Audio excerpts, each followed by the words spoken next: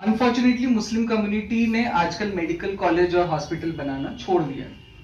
आप अगर देखें पूरी दिल्ली में कितने ऐसे हॉस्पिटल आपको बताएं जो मुस्लिम कम्युनिटी मैनेज कर रही है। हमदर्द वाला हॉस्पिटल पता होगा, एक अल शिफा पता होगा, उसके अलावा तीसरा नाम कोई बड़े अस्पताल का आपके दिमाग में नहीं आएगा। वहीं पे अगर आप देखें कि जैन कम्युनिटी या सिख कम्युनिटी कितने अस्पतालों का खर्चा उठा रही है। जो दिल्ली का सबसे बड़ा मुफ्त डायलिसिस सेंटर है वो गुरुद्वारे से मैनेज हो रहा है। तो क्यों हमारी मस्जिद इन सब कामों में नहीं यूज हो सकती? यानी ये बहुत एक इंपॉर्टेंट चीज है कि किस तरह से मस्जिद को सेंटर बनाया जाए फॉर डेवलपमेंट एक्ट। समाजी और रफ़ाही काम करने वाली NGOs को बाहम मुत्तहिद करने के लिए मशहूर दानिश्वर जनाब अबरार अहमद मक्की ने खिदमत खल्क कॉन्फ्रेंस का इनेकाद करके एक नई पहल की है। 25 दिसंबर 2022 को दिल्ली के होटल रिवर व्यू में खिदमत खल्क कॉन्फ्रेंस का इनेकाद किया गया, जिसमें बड़ी तादाद में सरगर्म तंजीमों और NGOs के ज़िम्मेदारान ने शिरकत की, समाजी कामों के तरीक़ेकार और मुस्तक़बिल के मंसूबों पर गुफ्तगू की। सुनिए अबरार अहमद मक्की ने इस मौका पर अपनी गुफ्तगू में क्या कहा। एम्पावरमेंट में एक ज़बरदस्त इशू है, बिल्कुल सर फहरिस्त। हमारी एक मुश्किल ये है कि हम लोग अपनी प्रायोरिटीज भी नहीं तय कर पाते।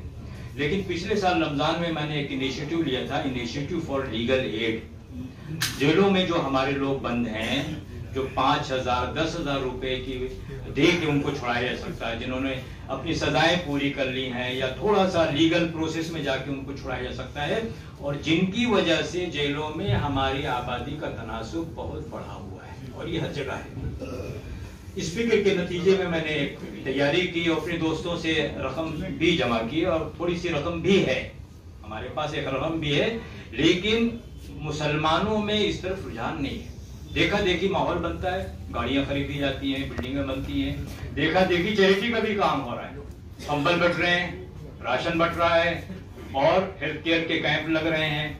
लेकिन ऐसे इश्यूज हैं जिन पर एक मैंने कहा लीगल एड का, इस तरफ भी हमारी तवज्जो होनी चाहिए। मैं बताऊं बहुत कमजोर है हमारा काम, लीगल एड पे हमारा काम बहुत कमजोर है। दूसरा एक बड़ा इशू है भीख मांगने का, इसमें भी हमें तवज्जो देनी चाहिए, और ये कोरोना के बाद से तेजी से बढ़ रहा है, क्योंकि जिस आदमी को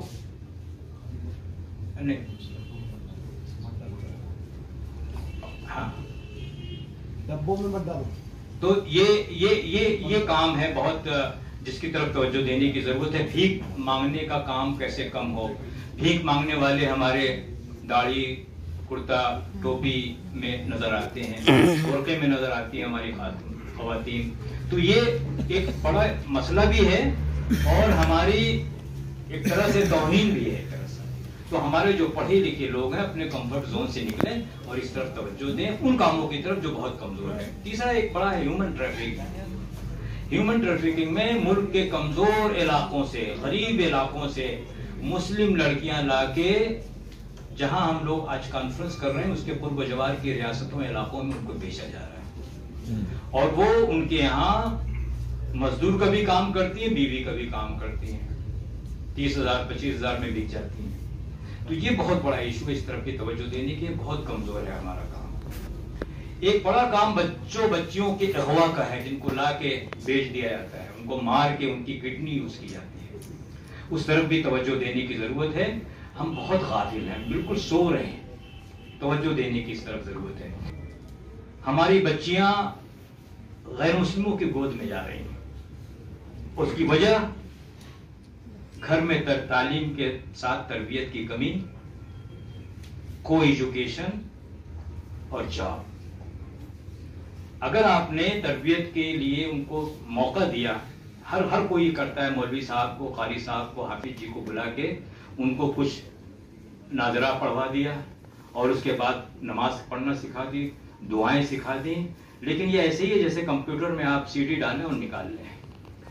उनका दिमाग जहन इस्लामी नहीं होता, उन्हें ये नहीं मालूम कि शरीयत में क्या चीजें हलाल है क्या हराम है, उनको रेड लाइन नहीं मालूम कि कहाँ से हमें क्रॉस नहीं करना है। ये सब चीजें अगर हम नहीं बताएंगे, पहले जो हमारे खानदानों में थी, रवायतों में, वो तहजीबी तौर पर मुंतकिल होने चली आई थी, अब वो खत्म हो रहा है। तो इस तरफ तवज्जो देने की जरूरत है। एक केस मैंने व्हाट्सएप ग्रुप में देखा कि साहब ऐसा ऐसा हुआ है, वो मैंने फौरन उस इलाके के जो साहब जिम्मेदार हैं, आजकल यही हैं इन्हीं नौजवानों में से, कि भाई फला जगह आप मालूम कीजिए। तो उन्होंने मालूम किया तो मालूम ये हुआ कि साहब आप फला बिरादरी की वो लड़की है और ऐसे ऐसे। उस लड़की के बाप नहीं थे और उन्होंने कहा कि मैं तो जॉब करती हूँ इसलिए मेरा कोई करने वाला नहीं था, मैं इसलिए इस ऑप्शन पे चली गई। तो उनको रोका गया, समझाया गया, वो रुकी और उसके बाद उस बिरादरी के जो प्रमुख हैं उस इलाके में उनसे दरखास्त की गई कि उसकी शादी का कुछ इंतजाम कीजिए। तो जितने एसडीएम के ऑफिसेज हैं वहां पर हमारे कुछ लोग होने चाहिए जो जगह जगह इश्तेहार देखते रहें और हम प्रोसेस में जाकर उसको समझा सकते हैं, बता सकते हैं। तो ये सब चीजें जो करने की है लेकिन हम गाफिल हैं, नहीं पता है हमें। तो इसी तरह के और भी इश्यूज हैं, जुआ है, नशा तेजी से बढ़ रहा है, इसको रोकने की जरूरत है। हम जब तक मुनज़्ज़म नहीं होंगे, इस तरफ तवज्जो नहीं देंगे, सिर्फ हम राशन बांट रहे हैं, कंबल बांट रहे हैं और कैंप लगाएं, इसी से काफी नहीं है। चैरिटी का काम बहुत सारे उसके दरवाजे हैं, उसके बहुत सारी चीजें, उस तरफ भी हमें बढ़ना चाहिए। तो वो सब चीजें हैं जिन मैं चाहता था कि अपनी गुफ्तगू में इस तरफ इशारा करूं। मिल्लत टाइम्स को आपकी जरूरत है, हमारी आप माली मदद करें। हर महीने सिर्फ 100 रुपये और 1 साल के लिए एक साथ सिर्फ 1000 रुपये।